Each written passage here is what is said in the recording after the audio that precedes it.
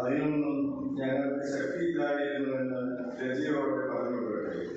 ആരെങ്കിലും പ്രശംസിക്കാൻ ധൈര്യപ്പെടുന്ന എന്തിനെക്കുറിച്ചും പ്രശംസിക്കാൻ ഞാൻ ധൈര്യപ്പെടും എന്ന് ഒരു ഘോഷനെ പോലെ ഞാൻ പറയുന്നു. അവർ എബ്രായരാണോ? ഞാനും അതെ. അവർ ഇസ്രായേൽക്കാരാണോ? ഞാനും അതെ. അവർ അബ്രാഹത്തിന്റെ സന്തതികളാണോ? ഞാനും അതെ. അതെ. അവർ ക്രിസ്തുവിന്റെ ദാസന്മാരാണോ? ഉന്മത്തിനെ പോലെ ഞാൻ പറയുന്നു, ഞാൻ കുറെ മെച്ചപ്പെട്ട ദാസനാണ്. അവരെക്കാൾ വളരെയേറെ ഞാൻ അധ്വാനിച്ചു, വളരെ കൂടുതൽ കാരാഗ്രവാസം അനുഭവിച്ചു, എണ്ണമെന്ന വിധം പ്രകടനമേറ്റു, പലതവണ മരണവക്രത്തിൽ അകപ്പെട്ടു. 5 പ്രാവശ്യം യഹൂദരുടെ കൈകളിൽ നിന്ന് ഒന്നു കുറയാതെ 40 അടിയിൽ ഞാൻ കൊണ്ടു. 3 പ്രാവശ്യം അടികൊണ്ട് അടിക്കപ്പെട്ടു. ഒരിക്കൽ കല്ലെറിയപ്പെട്ടു. 3 പ്രാവശ്യം കപ്പലപകടത്തിൽപ്പെട്ടു. ഒരു രാത്രിയും ഒരു പകലും കടലിൽ ഒഴുകി നടന്നു. തുടരെയുള്ള യാത്രകൾക്കിടയിൽ നദിയിൽ വെച്ചും കൊള്ളക്കാരിൽ നിന്നും സ്വന്തക്കാരിൽ നിന്നും വിജാതിയിൽ നിന്നും എനിക്ക് അപകടങ്ങളുണ്ടായി.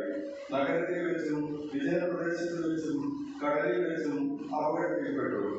യാതൊരു നിന്നുള്ള അപകടങ്ങൾക്കും ഞാൻ അധീനനായി. കഠിനാധ്വാനത്തിലും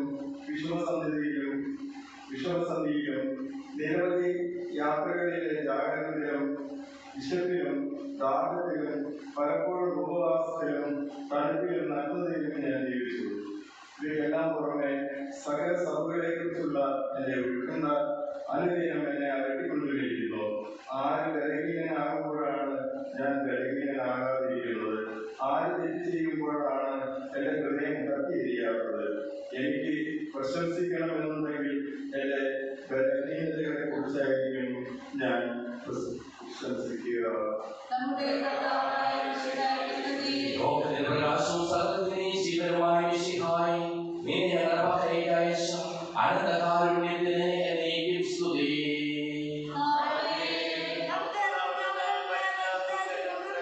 സമാധാനം നിങ്ങളോടുകൂടെ.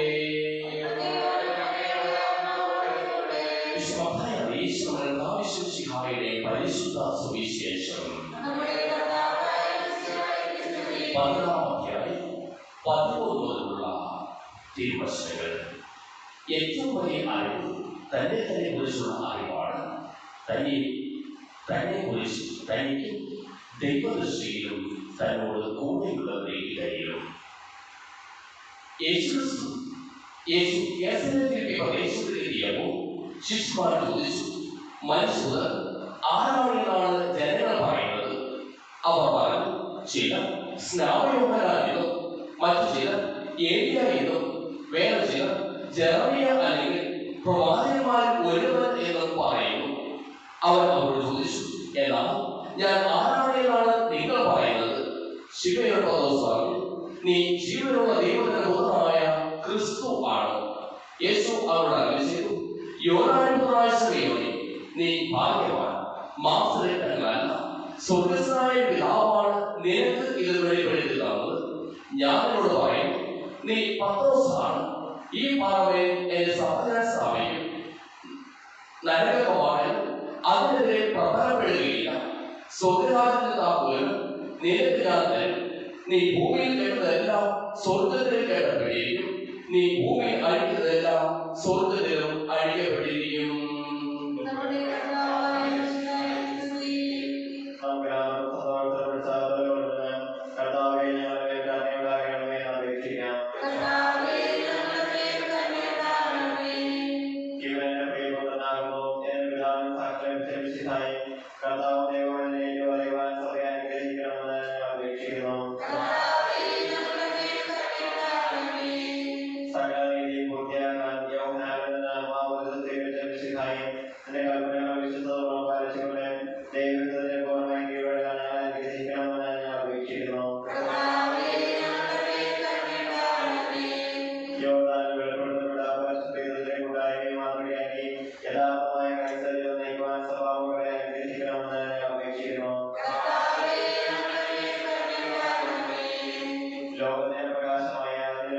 വിശ്വാസത്തിൽ വളരാൻ സത്പ്രവൃത്തികളാൽ മോശപ്പെടുത്തുവാനും അനുഗ്രഹിക്കണമെന്ന് അപേക്ഷിക്കുന്നു.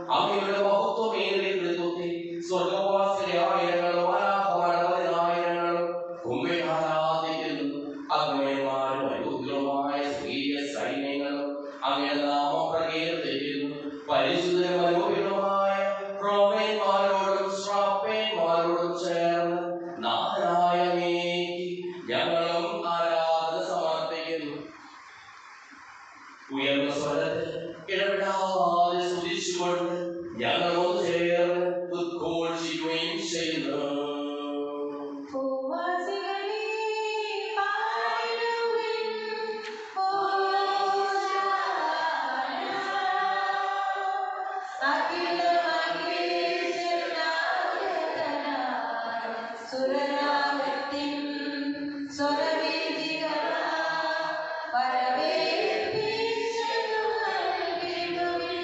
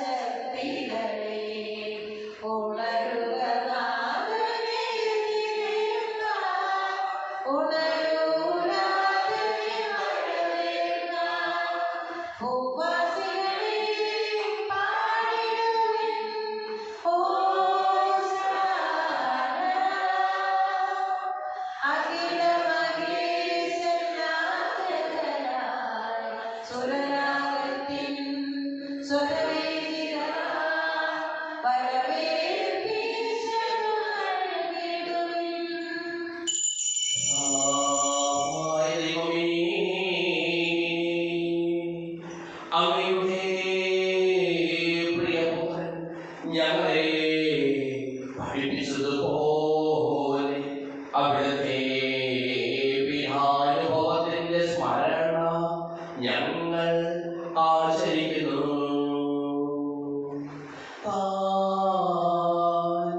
ഏൽപ്പിച്ചു കൊടുക്കപ്പെട്ട രാത്രി ഈശോ നിർമ്മലമായ തൃക്കരങ്ങളിൽ അപ്പമെടുത്ത് സ്വർഗ്ഗത്തിലേക്ക് ആരാധ്യനായ പിതാവേ അങ്ങയുടെ പക്കലേക്ക് കണ്ണുകൾ ഉയർത്തി വാഴ്ത്തി വിഭജിച്ച് ശിശുമാർക്ക് നൽകിക്കൊണ്ടരുൾ ചെയ്തു. ഇത് പാപമോചനത്തിനായി നിങ്ങൾക്ക് വേണ്ടി വിഭജിക്കപ്പെടുന്ന എന്റെ ശരീരമാകുന്നു. നിങ്ങളെല്ലാവരും ഇതിൽ നിന്ന് വാങ്ങി ഭക്ഷിക്കുവിൻ.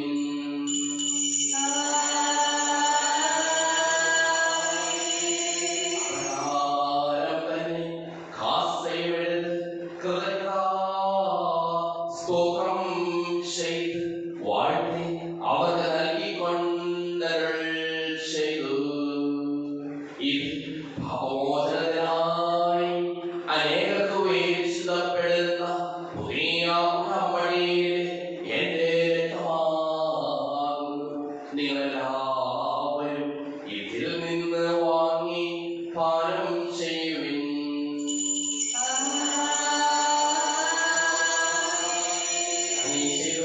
നിങ്ങൾ എന്റെ നാമത്തിൽ ഉദ്ദേശിച്ചു കൂടുമ്പോൾ എന്റെ ഓർമ്മയ്ക്കായി ചെയ്യുവിൻ.